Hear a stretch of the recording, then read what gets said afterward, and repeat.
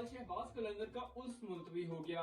ज़ायरीन मुश्तल। सिंध हुकूमत ने कोरोना की बिगड़ती हुई सूरत हाल के पेश नजर गुज़िश्ता दिनों सूबे भर के मज़ारात और दरगाहें 8 मार्च से 8 अप्रैल तक बंद करने के फैसले का नोटिफिकेशन जारी किया था।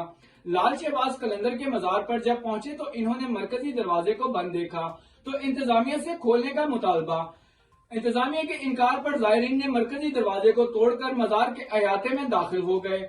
पुलिस ने ज़ायरीन को रोकने की कोशिश की तो इन्होंने जवाब में पथराव किया, जिससे 8 एहलकार जख्मी। ज़ायरीन ने दरगाह के करीब खड़ी 5 मोटरसाइकिलों को नजरे आतिश कर दिया। इंतजामिया ने सूरत हाल पर काबू पाने के लिए रेंजर तलब कर ली। एहलकारों की बड़ी तादाद ने काबू पाने के बाद मज़ार का कंट्रोल संभाल लिया।